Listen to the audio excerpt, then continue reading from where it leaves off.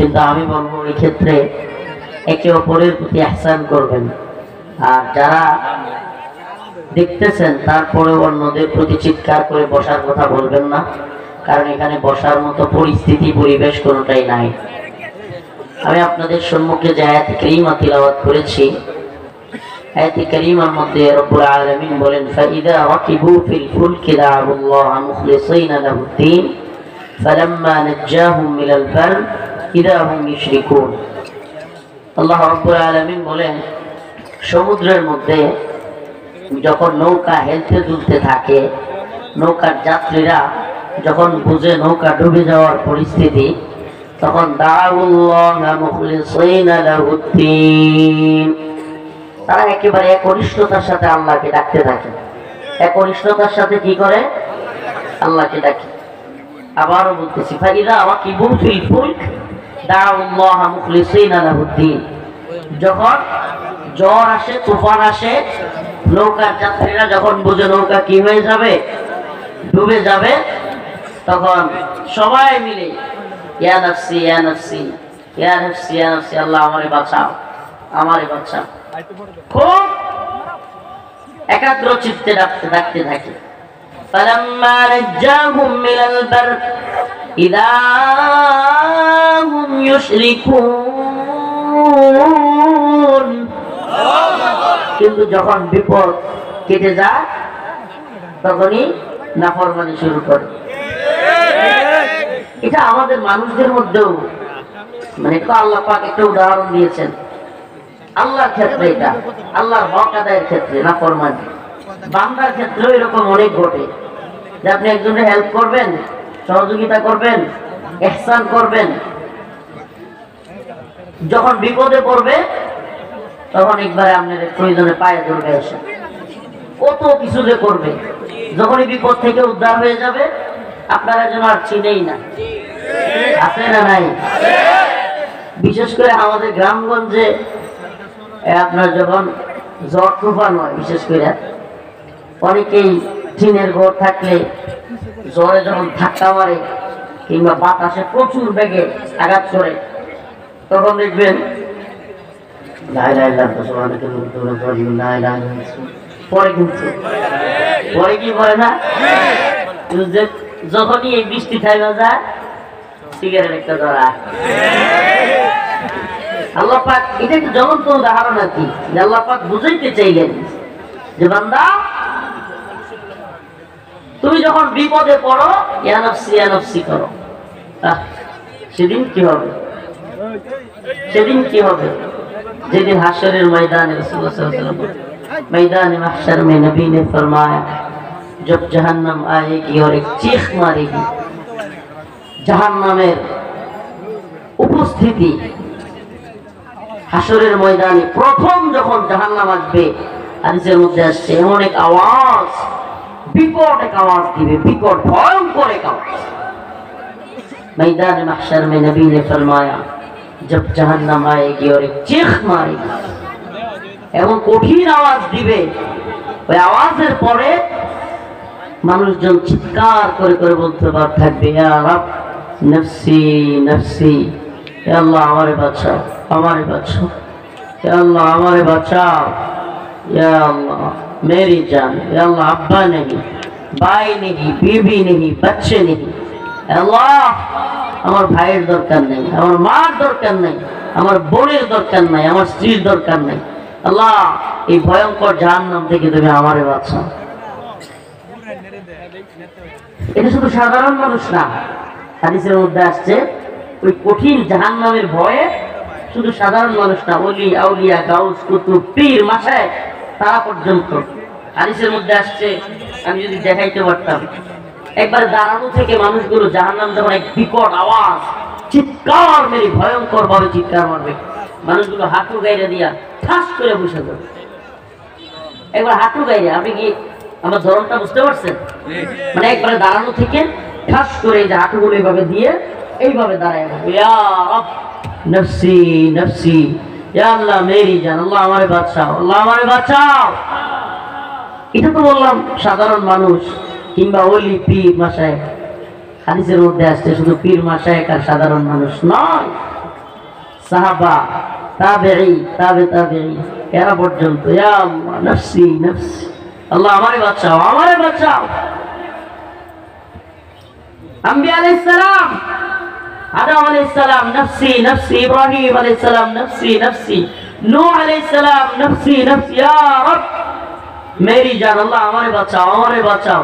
প্রত্যেক নবী ঈসা, দাউদ, লূত, শেষ, ইসহাক, ইলিয়াস, ইউনুস, মুসা, ঈসা প্রত্যেক আম্বিয়া আলাইহিস সালাম বলতে থাকবে ইয়া রব নফসি নফসি।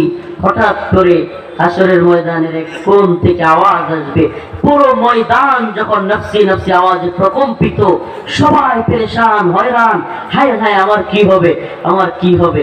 এমন সময় একটা আওয়াজ আসবে, ইয়া রব উম্মতি উম্মতি উম্মতি। হে আল্লাহ, হে আল্লাহ আমার উম্মতকে বাঁচাও, হে আল্লাহ আমার উম্মতকে বাঁচাও, হে আল্লাহ আমার উম্মতকে বাঁচাও। সবাই পেরেশান হয়ে যাবে, হায় হায় এ কেমন লোক যে জাহান্নামের ভয়ে নবী আলাইহিস সালামরা পর্যন্ত নফসি নফসি করতেছে। সাহাবী, তাবেঈ সবাই নিজের বাঁচানোর জন্য ফরিয়াদ করতেছে। এ কোন লোক যে উম্মতি উম্মতি বলতেছে? সবাই তাকায় দেখবে এ তো মুহাম্মদুর রাসূলুল্লাহ। ও মুহাম্মদ আরবি সাল্লাল্লাহু আলাইহি ওয়াসাল্লামের উম্মতেরা, ও মুহাম্মদ আরবি সাল্লাল্লাহু আলাইহি ওয়াসাল্লামের উম্মতেরা, কিশোরগঞ্জের মুসলমান, আজকে হিন্দুত্ববাদী এই ব্রাহ্মণ্যবাদী তাগুতি শক্তি আমাদের বাংলাদেশে এক অস্থিতিশীল পরিস্থিতি তৈরি করে ব্যর্থ হয়ে এরা আমাদের নবী আলাইহিস সালামকে নিয়ে কটূক্তি করা, কোরআন পোড়ানো, বিভিন্ন ধরনের প্রোপাগান্ডা তৈরি করতে চাচ্ছে। এরা প্রথমত চেয়েছিল আমাদের সাইফুল ইসলাম আলিফ ভাইকে হত্যা করে মুসলমানদেরকে উস্কানি দিবে, উস্কানি দিয়ে মুসলমানরাও হিন্দুদেরকে মারবে, আর তারাও প্রশাসন তাদের হিন্দুত্ববাদী সেনাবাহিনী দিয়ে মুসলমানদেরকে আক্রমণ করবে। সুবহানাল্লাহ, কি সুন্দর তাদের প্ল্যান। আল্লাহ পাক বলে ওয়ামাকারু ওয়ামাকারাল্লাহ আল্লাহু খায়রুল মাকিরিন। তোদের রব ষড়যন্ত্র করতে পারে, হিন্দুত্ববাদী মোদী সরকার ষড়যন্ত্র করতে পারে, কিন্তু আল্লাহ হলেন উত্তম পরিকল্পনাকারী। এরা বিভিন্ন সময়ে উস্কানি দিবে, নাউজুবিল্লাহ। আমি তো বলি এত ফেসবুকের প্রচারণার দরকার নাই। কোনটা যদি বোঝেন কোন হিন্দু বাংলাদেশের পরিস্থিতিকে অস্থিতিশীল করতে চায়, ষড়যন্ত্র করে প্ল্যান করে রাসূলুল্লাহ সাল্লাল্লাহু আলাইহি ওয়াসাল্লামকে নিয়ে কটূক্তি করে, এত ফেসবুকে প্রচারণা নাই, অমুককে তমুককে জানানো নাই, 2-3 জনে গিয়ে অর্গানাইজ করে ছেড়ে দিবে।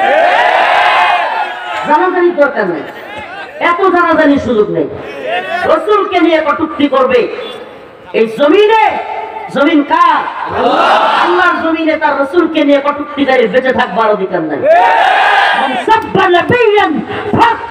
যে রাসূলকে গালি দিবে আল্লাহর পক্ষ থেকে তার শাস্তি হলো তার কল্লা থেকে গর্দানকে আলাদা করে দেবে। নতুন ষড়যন্ত্রের পার্টিরা অনেক ষড়যন্ত্র করছিল যে হিন্দুদেরকে দিয়া মুসলমানদের সাথে দাঙ্গা লাগাবে, লাগাইয়া বিভিন্ন সীমান্তে, আপনারা শুনেছেন বিভিন্ন সীমান্তে, সিলেট সীমান্তে, করিমগঞ্জ সীমান্তে, ওইদিকে যশোর বেনাপোল সীমান্তে, বিভিন্ন সীমান্তে কাঁটাতারের বেড়াই পর্যন্ত এই হিন্দুত্ববাদীরা ধাক্কাধাক্কি করেছে। এই হিন্দুত্ববাদীরা চট্টগ্রামে আমার ভাই সাইফুল ইসলাম আলিফকে কুপিয়ে কল্পনা করা যায়। এটা মুসলিম দেশে আদালত চত্বরে প্রকাশ্য দিবানকে দিনে দুপুরে একটা মানুষকে তারা কুপায় হত্যা করে দিচ্ছে। আপনি কল্পনা করতে পারেন? অথচ এরা আমাদেরকে জঙ্গিবাদী, মৌলবাদী বলে। আচ্ছা বলেন, এর চাইতে বড় সন্ত্রাসী আর কেউ আছে? এর চাইতে বড় সন্ত্রাসী আর কেউ আছে? কত বড় সন্ত্রাস! এই জন্য বলি আমাদের আওয়াজ, আমাদের কথা, আমাদের কনসেপ্ট কোরআন সুন্নাহর কনসেপ্ট হবে। ব্যক্তিগত কোনো খায়সাত পূরণের জন্য নয়।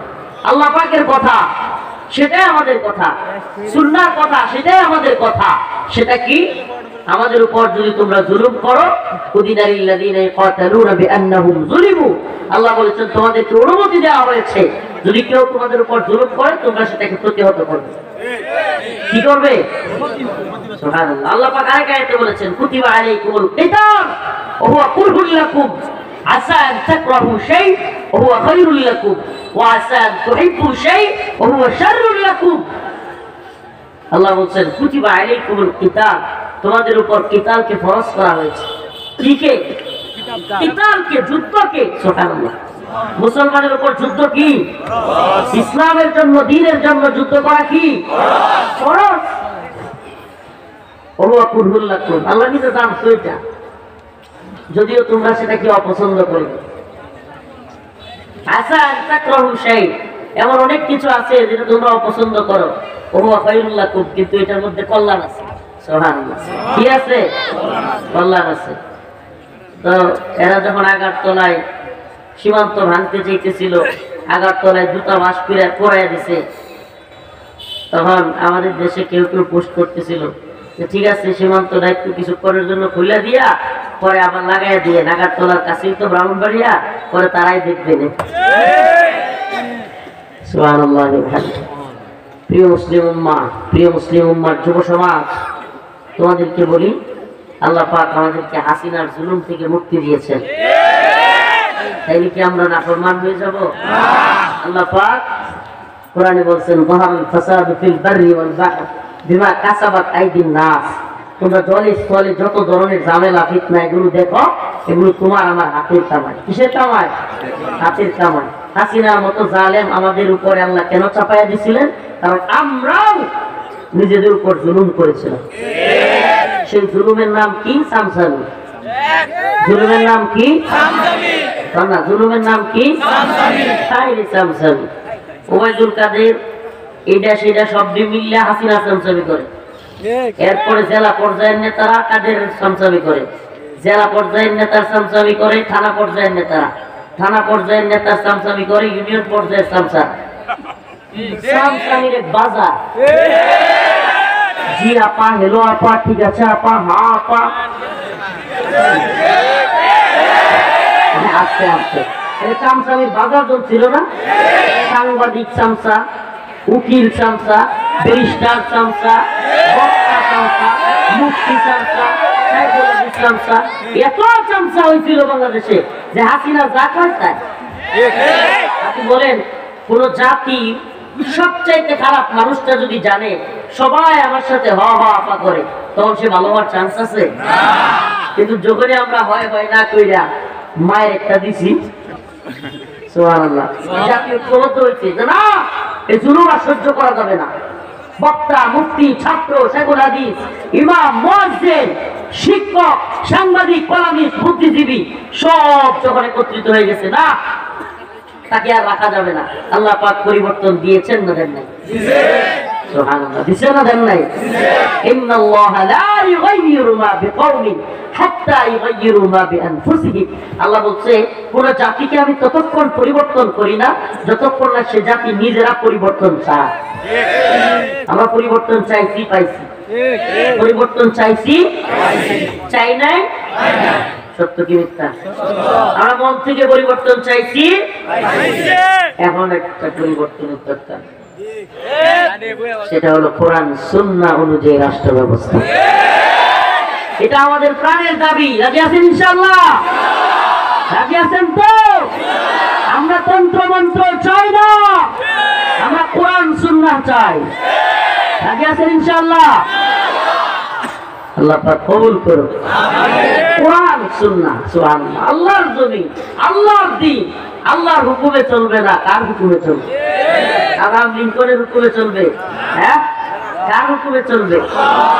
সুবহানাল্লাহ। ইনিল হুকমু ইল্লা লিল্লাহ, আমার আল্লাহ তা'বুদু ইল্লা ইয়্যাহ। জমিন আল্লাহর হুকুম, কার? আল্লাহ। জমিন আল্লাহর হুকুম আছে না?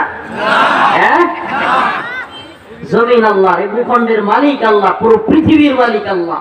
হুকুমও চলবে কার? আল্লাহ। কোরআনের হুকুমের বাহিরে আমরা কারো হুকুম মানতে রাজি নই। কথা একবার ক্লিয়ার থাকবে, কথা ইমানদারের কথা কি থাকবে? ক্লিয়ার থাকবে। এই কনসেপ্ট প্রত্যেকের মাথায় ঢোকান যে আমি কোন নেতার কথা, ভাইয়ের কথা, বাবার কথাও শুনবো না যদি আমার আল্লাহর কথার বিরুদ্ধে, কোরআনের কথার বিরুদ্ধে, ইসলামের কথার বিরুদ্ধে যায়। প্রয়োজনে জেলে যাব, গিয়েছি, রিমান্ডে নেবে, তবু আল্লাহর কথার বিরুদ্ধে গেলে কোন নেতা, কোন দল, কোন বাবা, কোন পীর, কাউকে আমরা পরোয়া করি না। আল্লাহর জন্য, দ্বীনের জন্য আমরা শাহাদাতের জন্য প্রস্তুত। فإذا ركبوا في الفلك دعوا الله مخلصين له الدين فلما نجاهم إلى البر إذا هم يشركون। এই আয়াতের একটু শানে নজর বলি। এই আয়াত নাজিল হওয়ার প্রেক্ষাপট বলি, শানে নজর বলি। আবু জাহেলের ছেলে, কুখ্যাত পিশাচ আবু জাহেলের ছেলে ইকরামা, যিনি পরবর্তীতে সাহাবী হয়েছিলেন। সুবহানাল্লাহ। আবু জাহেলের ছেলে সাহাবী, যারা জানেন না আজকে জানলে। আবু জাহেলের ছেলে কি সাহাবী? সুবহানাল্লাহ। কার করতে আল্লাহ কি বানায় বলা যায়? অথচ এই আবু জাহেলকে যখন মারা হয়, মুআজ এবং মুআজ রাদিয়াল্লাহু আনহু যখন তাকে হত্যা করে, যদিও ঘটনা বিস্তারিত বলার সুযোগ নেই, শুধু এতটুকু বলি, তারা শুধু শুনতো, দেখেন সুবহানাল্লাহ, রাসূলের প্রতি ভালোবাসাটা কি। তারা শুধু শুনতো যে রাসূল রে গালি দেয় আবু জাহেল, কটূক্তি করে। মার কাছে গল্প শুনছে ছোটবেলায়, ছোট্ট বাচ্চা 10-11 বছর বয়স, মার কাছে কি শুনছে? গল্প শুনছে, রাসূলকে নিয়ে কটূক্তি করে। ঠিক পেয়ে গেছে না মা, তাইলে আমরা আবু জাহেলকে মাইরা নাম। সুবহানাল্লাহ। আল্লাহ রাসূলকে কটূক্তি করে, ওরে আমরা বাচ্চায় রাখুন না। এই 10-11 বছরের পোলা মানে কতটুকু, এমন 11 তো যুদ্ধে নিব না রাসূল, এরাও গিয়া লাইনে দাঁড়াইছে। এখন দুইটারে পিছিয়ে পিছিয়ে দেখে রাসূল কয় এদেরকে সরাও। এরা কি করছে জানে? পায়ের উপরে পা তুলে বল করে দাঁড়ায়, কয় আমরা বড় হবো। সুবহানাল্লাহ। এখন রাসূল সাল্লাল্লাহু আলাইহি ওয়াসাল্লাম বলছে না, তোমাদেরকে নেওয়া যাবে না। তখন দুইজনে মিলে প্ল্যান করছে, হুজুর আমরা অনেক শক্তিশালী। তখন রাসূল সাল্লাল্লাহু আলাইহি ওয়াসাল্লাম বলছে ঠিক আছে, বড় জনকে নিয়ে নাও। বড় জনকে কি করো? ছোট জনকে রেখে দাও। তারা রাজি না। দুইজনে মিলে ছোটরা কইতেছে, ইয়া রাসূলুল্লাহ আপনি বড় জনকে নিবেন, আমি তো হেরে কুস্তি ধরে হারাই দিই। কি কয়? আমি তো হেরে কুস্তি ধরে হারাই দিই। রাসূলের প্রতি ভালোবাসা, ওই যে খেপছে কি লেগে, মার কাছে গল্প শুনছে। আবু জাহেল কি করে? রাসূলরে মারবে, রাসূলরে গালি দেয়। এখন দুইজনে মিলে কুস্তি ধরছে। এখন ছোটটা বড়টারে কয়, ভাই তুমি তো এমনিতেই যুদ্ধের রাসূলের অনুমতি পাইয়ে নিয়েছো, আমার হারাই দাও তো আমি যেতাম না। তুমি আমার হারাই না, আমি তোমার হারাই দিই। তুমি তো এমনি বড়, যে কি করবা? আর তোমার হারাই দেওয়ার কারণে আমিও যেতে পারবো। যেই বুদ্ধি সেই কাজ। সুবহানাল্লাহি ওয়া বিহামদিহি। এবার দুইজনকে রাসূলুল্লাহ সাল্লাল্লাহু আলাইহি ওয়াসাল্লাম জিহাদের ময়দানে নিয়ে গেলেন। দুইজন পড়ছে আব্দুর রহমান বিন আউফ রাদিয়াল্লাহু আনহু দুই পাশে। সাহাবীর নাম কি? আব্দুর রহমান বিন আউফ। দুইজন পড়ছে। আব্দুর রহমান বিন আউফ কইতেছে, আরে দুই বাচ্চা আমার দুই পাশে বললো, বড় সড়ো মানুষ হইলে আমার দিকে কোনো তলোয়ার লইয়া আইলে কিংবা মারতে আইলে ফিরাইতে তো পারতো, এদেরকে তো আমারই বাঁচার লাগবে, এরা কি বাঁচাইবে? এই মুহূর্তে দুই ভাই পাশ থেকে বলে উঠছে, চাচা আবু জাহেল কোনটা চিনেন? কি কয়? চাচা আবু জাহেল কোনটা চিনেন? আব্দুর রহমান বিন আউফ চমকায় গেলেন।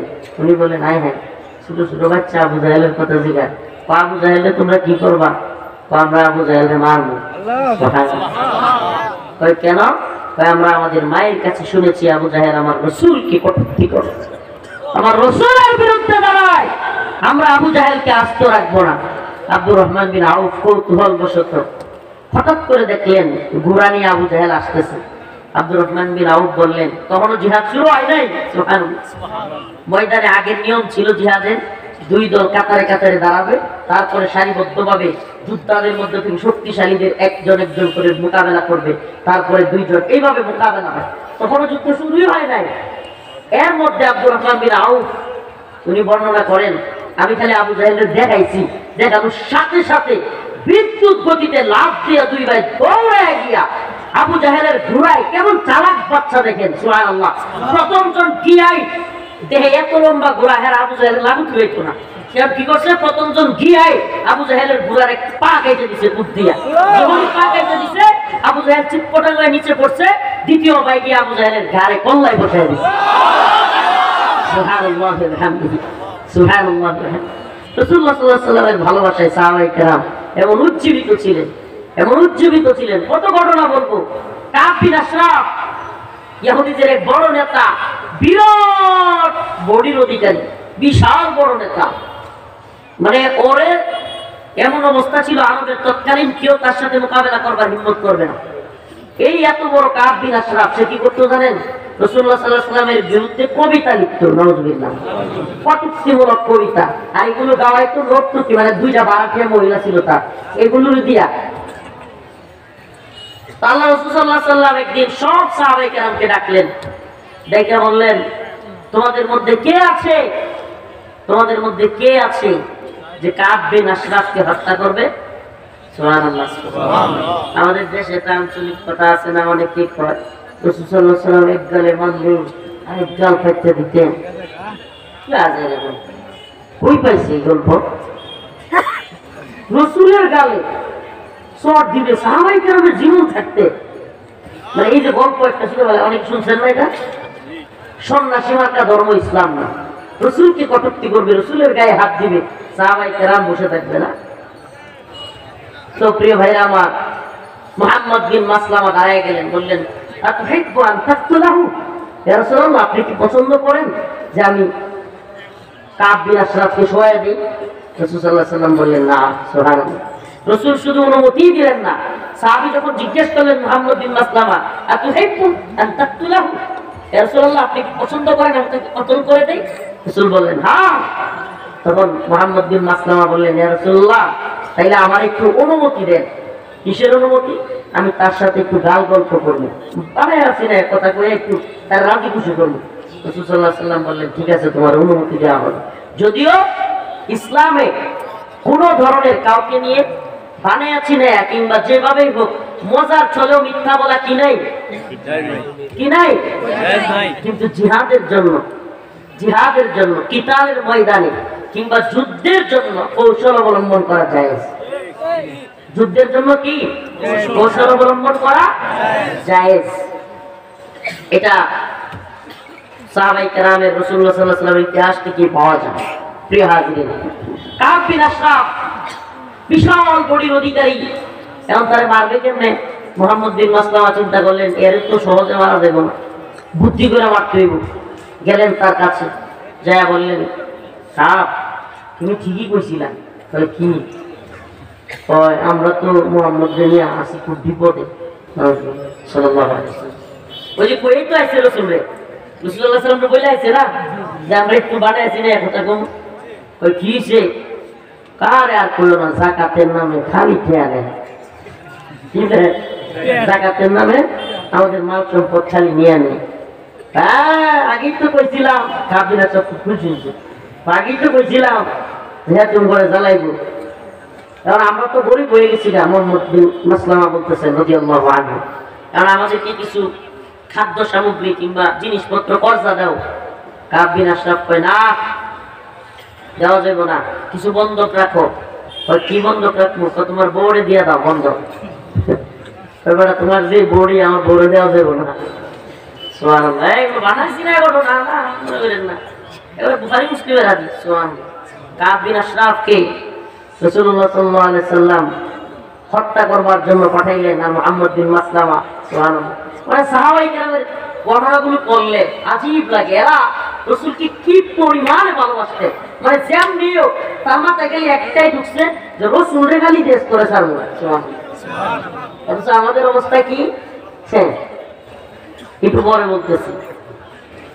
মুহাম্মদ বিন মাসলামা তারে খুব ইয়া দিলেন, এমন কয় যে কিছু খাদ্য সামগ্রী লাগবে। ঠিক আছে, তুমি কিছু না কিছু বন্ধক তো রাখতে হবে। আমার ডাল, তরুয়া এগুলো বন্ধক রাখলাম। এগুলো কি করলাম? বন্ধক রাখলাম। এবার ঠিক আছে, কয় যে ঠিক আছে, আমি আসতেছি, তুমি যে মালগুলো দিবা আরেক দুজনকে নিয়ে আসি। মুহাম্মদ বিন মাসলামা চিন্তা করলেন, এরে একা কাজ করা যাবে না, আরেক দুজন দরকার। উনি আরো দুজন সাহাবীকে সাথে নিয়ে আসলেন। সুবহানাল্লাহি ওয়া বিহামদিহি। যখন আসলেন, এখন মুহাম্মদ বিন মাসলামা কাব বিন আশরাফকে বললেন, কাব, তুমি কি সুগন্ধি ব্যবহার করো? তোমার চুল থেকে এত সুন্দর ঘ্রাণ আসতেছে। পাম আরো দিতেছে আর কি। কয় একটু খুশি হয়ে গেছে, কয় যে একটু তুমি কি তোমার মাথা থেকে গ্রাম নেওয়ার জন্য আমার সুযোগ দিবা? কথা বুঝতেছেন? কাব বিন আশরাফ খুব খুশি হয়ে গেছে। আমরা যদি এখনো কাউরে আমাদের মধ্যে কোনো যুবক কি সেম্পু লাগাইছিস বেটা, মাথা তো চলতে উঠতেছে বেটা, কি সুন্দর। কাব বিন আশরাফ রে মুহাম্মদ বিন মাসলামা টুক দিলেন।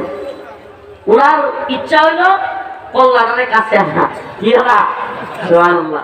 যখনই বলছে যে মাথার এত সুন্দর চুলের গ্রাম, তো তোমার মাথার থেকে গ্রাম নিতে দিবা, চুল কাছে আনছে মাথা সহ, চুলের মুড়িটা ধুইলে একটু লম্বা চুল, গেড়িটা তেমনি ধরছে সুবহানাল্লাহ। তারা তো আর সাইজ করা যাবে না, দুইটারই ইশারা দিচ্ছে, যারা নিয়ে আসছে দেখো আল্লাহু আকবার বইলা কাব বিন আশরাফের কল্লায় এক কোপ দিছে, ফিরিঙ্গি দিয়া রক্ত বাহির হইয়া কাব বিন আশরাফ জায়গায় শেষ। চিৎকার পাইরা বাড়ি থেকে কেউ বাইরিতে বাইরিতে তারা হাওয়া। সুবহানাল্লাহ সুবহানাল্লাহ। সাহাবায়ে কেরামের ইতিহাস। আমাদের অবস্থা কি?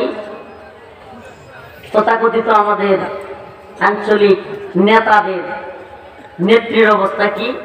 আমার রাসূল সাল্লাল্লাহু আলাইহি ওয়াসাল্লাম, যে রাসূল একটু আগে বললাম আপনাদেরকে, একটু আগে বললাম ময়দানে সবাই নফসি নফসি বলবে, অথচ আপনার আমার রাসূল কি করবে? উম্মতি উম্মতি বলবে।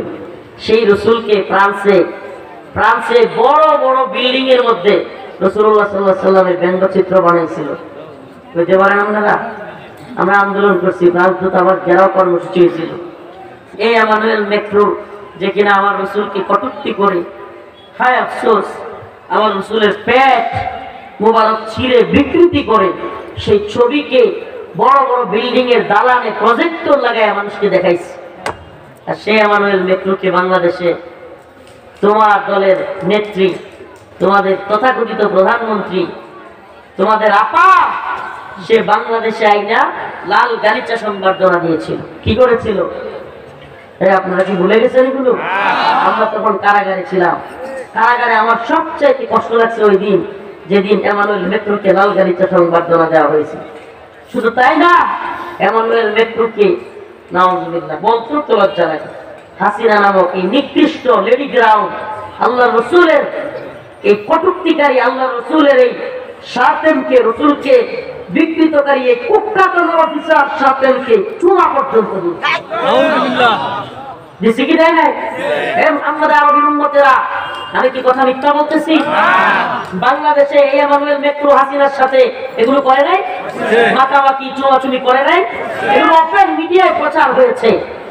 অথচ তুমি সেই নেত্রীর দল করতে চাও, সেই নেত্রী যে কিনা রসুলের দুশ্মনের সাথে গলাগলি করে। তুমি কিসের উম্মত হইলা? রাসূলের অপমানে যদি না কাঁদে তোমার মন, মুসলিম নয় মুনাফিক, তুই রাসূলের দুশমন।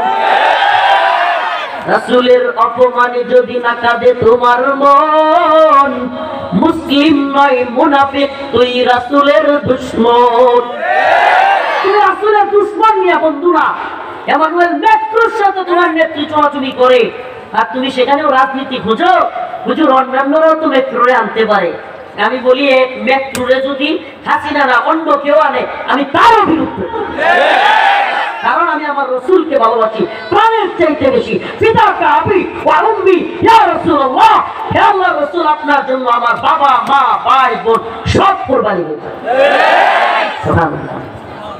আল্লাহ রাসূল বলেছেন, যেখানে সুস্পষ্ট, লা ইউমিনু আহাদুকুম হাত্তা আকুনা হাব্বা ইলাইহি মিন ওয়ালিদিহি ওয়া ওয়ালাদিহি ওয়ান নাসি আজমাইন, ততক্ষণ পর্যন্ত তোমরা খাঁটি মুমিন হতে পারবে না যতক্ষণ না তোমাদের মধ্যে আল্লাহর রাসূলকে সবচাইতে বেশি ভালোবাসতে না পারে। বাবা, মা, ভাই, বোন, সন্তান, সন্ততি সবকিছুর চাইতে বেশি রাসূলকে ভালোবাসতে হবে। উম্মত দাবি করবে। সুবহানাল্লাহ। আমার রাসূলের বিরুদ্ধে গেলে, আমার আল্লাহর বিরুদ্ধে গেলে আমি ভাইয়ের বিরুদ্ধে দাঁড়াবো। ইমানের দাবি, ইসলামের দাবি। যে ঘটনা বলতেছিলাম, ওই যে আবু জাহেলকে যখন ফালিয়ে দিল মাআজ এবং মুআজ রাদিয়াল্লাহু আনহু, তখন ওই যে ঘটনাটা বলার জন্য শানে নজুল আবু জাহেলের ছেলে ইকরামা, তখন তিনি সাহাবী হন নাই, দৌড়ায় গিয়া মুআজ রাদিয়াল্লাহু আনহু হাতের মধ্যে কূপ মারলেন। বাপেরে মারতেছে সন্তান, বুঝে নিত, মায়া লাগছে। তখন তিনি মুসলমান না, কিন্তু তখন কি না, তিনি মুসলমান হননি। কোপ দিছে, এখন হাত ঝুলে গেছে, চামড়াটা শুধু বাইতে আছে। কতটুকু চামড়া? সুবহানাল্লাহ। হাদিসের মধ্যে আসছে মুআজ রাদিয়াল্লাহু আনহু তার এক হাত এভাবে ঝুলায়া ঝুলায়া অন্য হাতে যুদ্ধ করতেছিলেন। সুবহানাল্লাহ। এক পর্যায়ে এক হাতে যুদ্ধ করতে কষ্ট হচ্ছে, উনি হাতটাকে পায়ের নিচে এভাবে দাবায়া টান দিয়ে ছিঁড়ে ফেলছেন। সুবহানাল্লাহ। সাহাবায়ে কেরামের ইতিহাস, মধ্যে মুজাহিদদের ইতিহাস। ইসলাম এভাবেই চলে আসে নাই হুড়মুড়ায়। আমরা মসজিদেই যান না, মসজিদ প্রতিষ্ঠা এত সহজ হয়ে যায় নাই। লুকায় গোপনে আযান দিতে হইতো খুদ রাসূলের জামানায় সাল্লাল্লাহু আলাইহি ওয়াসাল্লাম। আর আমরা এখন মসজিদে যাইতে চাই না। এই মসজিদ, এই মাদ্রাসা, এগুলো ইতিহাস এভাবে আসে নাই, এত সহজে আসে নাই। শত শত হাজার হাজার লাখো কুরবানির বিনিময়ে এই দিন বিজয়ী হয়েছে। প্রিয় হাজরিন, এবার হাত একটারে আরেক হাতে দুইয়া জোরে ঢিল মারলেন শত্রুদের দিকে। সুবহানাল্লাহ। ঢিল মাইরা কইলেন কি জানেন? কয়েক হাত নিছিস, আরেক হাত নে, প্রয়োজনে কলিজাটা নিয়ে নে, কিন্তু আমার রাসূলের গায়ে এক একটু টুকা লাগতেও তোদেরকে বরদাস্ত করা হবে না। সুবহানাল্লাহ। কি ভালোবাসা! ইকরামা, এই ঘটনা তো মনে আছে, যখন মক্কা বিজয় হয়েছে, মক্কা বিজয়ের পরে ইকরামা পালাইছে। কি করছে? দেন না, বিজয় আসলে পালায় দেন নাই,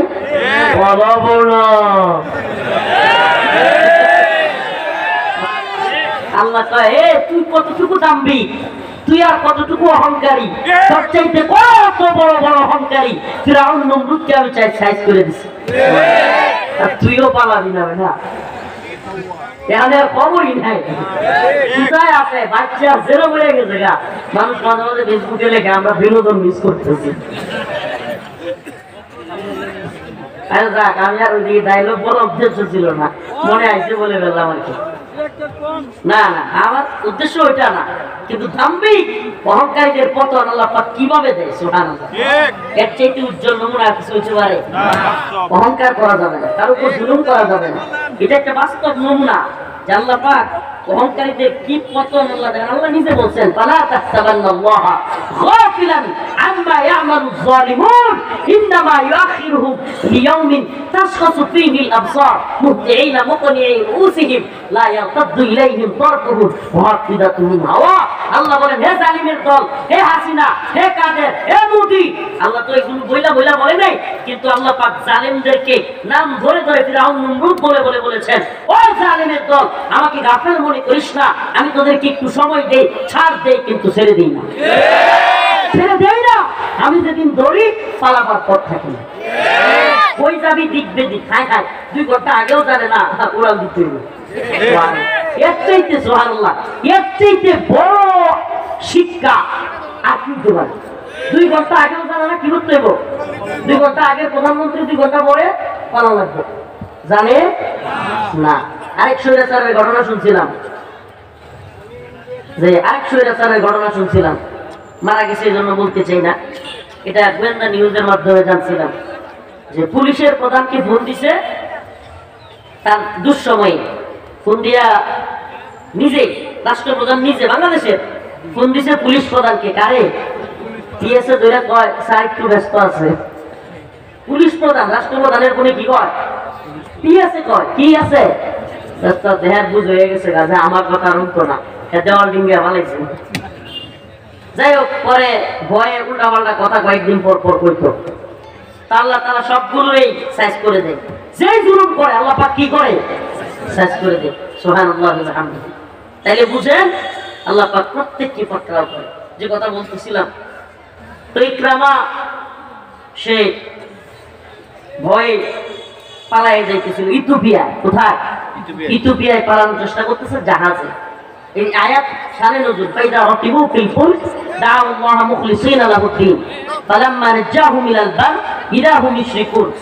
আল্লাহ যে বলছেন, ফাইদা রাকিবু ফিল ফুলক দাউ আল্লাহ مخلصين له الدين فلما نجاهم إلى البر إذا هم يشركون এটা হলো ইকরামার ঘটনা থেকে আল্লাহ পাক এই আয়াত নাযিল করেন। সেটা কি?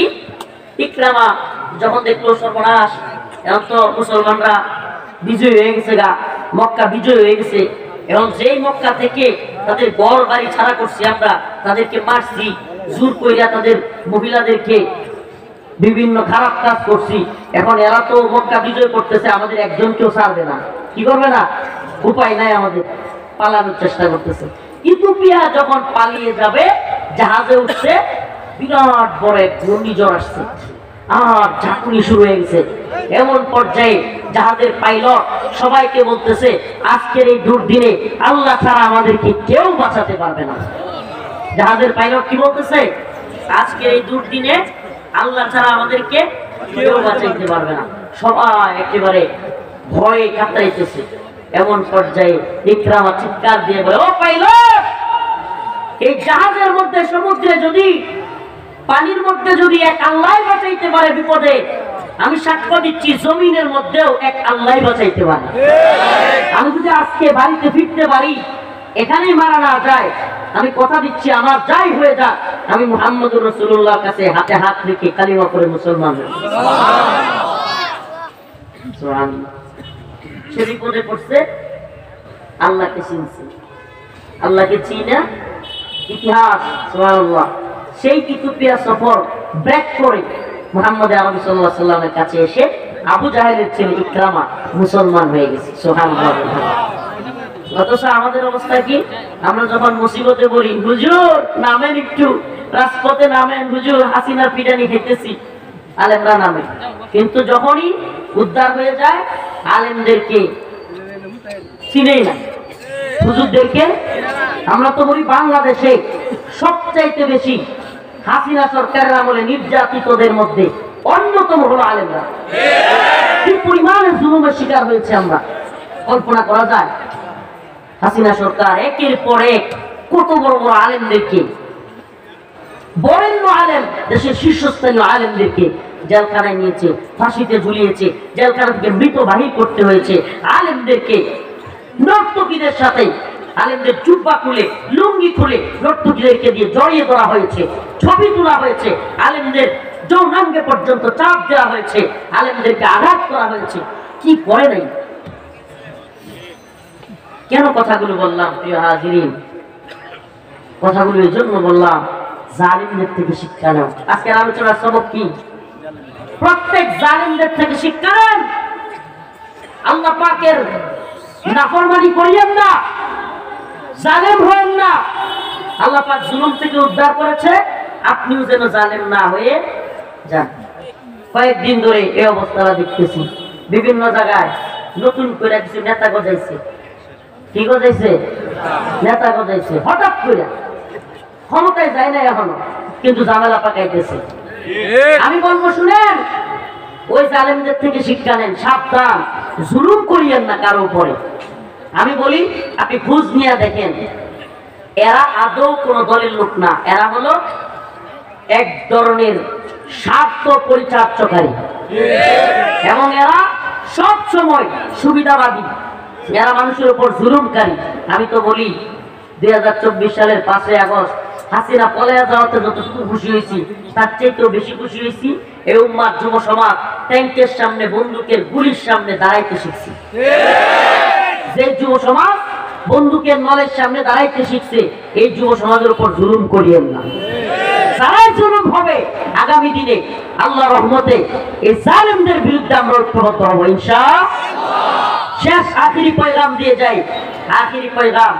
ভারত যদি মনে করে তাদের হুমকি ধমকিতে, আমি এটা ফেসবুকে পোস্ট করছি আজকে, যে কয়দিনে 5ই আগস্টের পরেও আমি স্বাধীনতার স্বাদ পাই নাই। কি আর স্বাধীনতা? কিন্তু এই 4-5 দিনে নিজের একটু স্বাধীন স্বাধীন লাগতেছে। কি লিখে বলতে পারবেন? আপনারা যারা রাজনীতি বা ওই গভীরে যান নাই, আমাদের মামলাগুলোর কাগজ রয়ের হাতে ছিল, রয়ের হাতে। কল্পনা করা যায়? মামলা বাংলাদেশের, আলেম বাংলাদেশের, মামলা দিছে, কাগজ কারাতে, কার জামিন হবে কার হবে না, এগুলো কে ঠিক করে দিত? ভারতীয় গোয়েন্দা সংস্থা। তাহলে কেমন পরাধীন ছিলাম আমরা? আলহামদুলিল্লাহ সাথ পাইতেছি। ভারতের এইবারের হুমকি ধমকি আর আমার সাইফুল ইসলাম আলী ভাইয়ের শাহাদাত আল্লাহ পাক এই জাতিকে এমন ঐক্যবদ্ধ করছে যে আমরা ভারতকে পুরাই খেয়াল করি। ইতিহাসে আপনারা জীবনে দেখছেন ভারতের বিরুদ্ধে বাংলাদেশ এভাবে বিবৃতি দিতে? ভারতের বিরুদ্ধে বাংলাদেশ বিবৃতি দিতে কোন জীবনে দেখছেন? মুরব্বীরা বলতে পারবে? দেন নাই, দেখেন নাই। আলহামদুলিল্লাহ এখন শুধু বিবৃতি দেই না, আলহামদুলিল্লাহ ওই চিন্ময় কুমার সন্ত্রাসী যে আমার সাইফুল ইসলাম আলী ভাইকে হত্যার আদেশ দাতা, ওর পক্ষে কোনো উকিলই দাঁড়ায় নাই। কি দাঁড়ায় নাই? তোর জামিনের জন্য কোনো উকিলই নাই। আর তোর দাদা দিচ্ছি এরা মনে করছিল ভারতে করে ক্ষমতায় বসে দিব আর বাংলাদেশের মুসলমানদের শাসন করবো তারা। নাউজুবিল্লাহ। আমরা কোন হিন্দুত্ববাদী শাসন মানি? আমরা মানিও, আমরা আল্লাহকে মানি। আমরা ভারতের গোলাম নাই, আমেরিকার গোলাম নাই, ইসরায়েলের গোলাম নাই। আমরা আল্লাহর গোলাম, আল্লাহর গোলামি করব। আমরা ভারতের গোলাম? হ্যাঁ, আমরা কার গোলাম? আল্লাহর গোলাম, আল্লাহর গোলামি করব। আমি এই জন্য প্রায় প্রোগ্রামে গত কয়েকদিনে বলেছিলাম তৈরি থাকবেন, ভয় পাবেন না। উম্মার যুবকদেরকে বলি, কিশোরগঞ্জের যুবকদেরকে বলে যায় তৈরি থাকবেন। ওলামায়ে কেরাম ডাক দিলে ময়দানে ঝাঁপায়া পড়ার জন্য তৈরি আছেন তো? ইনশাআল্লাহ তৈরি আছেন? যে কোনো মুহূর্তে প্রয়োজনে আমাদের এক একটা ছেলে, আমাদের এক একটা যুবক সেনাবাহিনীর ভূমিকায় অবতীর্ণ হবে। প্রয়োজন হলে আমরা ময়দানে শাহাদাতের জন্য তৈরি আছি ইনশাআল্লাহ। শহীদ হওয়ার জন্য তৈরি আছে তো ইনশাআল্লাহ? এই যুবক, আমরা যদি শাহাদাতের তামান্না নিয়ে তৈরি থাকি, রাসূল বলেছেন আমার উম্মত 12,000 হইলে, কয় হাজার? 12,000 হইলে পৃথিবীর পুরো পরাশক্তি নাই আমার উম্মতের 12,000 বাহিনীকে পরাজিত করে। কার কথা এটা? রাসূলুল্লাহ সাল্লাল্লাহু আলাইহি ওয়াসাল্লামের কথা। কার কথা? মুহাম্মদ আরবির দুই ঠোঁটের মাঝখান দিয়ে জীবনে কোনোদিন মিথ্যা বলেন না। মুহাম্মদ আরবির দুই ঠোঁটের মাঝখান দিয়ে জীবনে কোনোদিন মিথ্যা বাহির হয়? সুবহানাল্লাহ। রাসূল বলেছেন 12,000, কয় হাজার? আমার উম্মত যদি 12,000 বাহিনী হয় আর আল্লাহর উপরে ভরসা রাখে, পৃথিবীর কোনো পরাশক্তি নাই তাকে ইয়া করে পরাজিত করে। এটা প্রমাণ কি? তালেবান। এটা প্রমাণ কি? Russia, America, Britain, France, Germany সব মিললেও আফগানিস্তানের ছোট্ট বাহিনীকে শেষমেশ যুদ্ধটা করেছে জানেন? ইতিহাস পড়েন একটু আফগানের এক তুরাবুরা পাহাড়ে। কোন পাহাড়ে? একটা পাহাড়ে কিছু মুজাহিদ শেষমেশ টিকেছিল, এদেরকে দিয়ে আল্লাহ বিজয় করছে। সুবহানাল্লাহ কয় না? কামান, ড্রোন, বিমান, অস্ত্র, গোলা বারুদ, গ্যাং কোনো কিছু কি তালেবানের বেশি ছিল? বেশি ছিল? আমরা ভারতকেও বলি তোদের কামান বেশি থাকতে পারে, বিমান বেশি থাকতে পারে, গোলা বারুদ বেশি থাকতে পারে, সৈন্য সংখ্যা বেশি থাকতে পারে, অস্ত্র বেশি থাকতে পারে, কিন্তু আমাদেরও একটা অস্ত্র তোদের চাইতে বেশি, ঈমানের অস্ত্র। কিসের অস্ত্র? ঈমানের অস্ত্র। নাসরুম মিনাল্লাহ ওয়া ফাতহুন করিব। সকলের কাছে দোয়া চাই। মুসলমান একটাই আমাদের কাজ, রাইদের আপনাদেরকে তৈরি করা, এই ময়দানে উদ্বুদ্ধ করা, রাসূলের ভালোবাসায়, ঈমানের ভালোবাসায় উদ্বুদ্ধ থাকতে রাজি আছেন তো ইনশাআল্লাহ? আল্লাহ পাক আমাদের সবাইকে দ্বীন ঈমানের পক্ষে দাঁড়াবার তৌফিক দান করুক। আর জোরে বলেন আমিন। ওয়া আখিরু দাওয়ানা আলহামদুলিল্লাহি রাব্বিল আলামিন।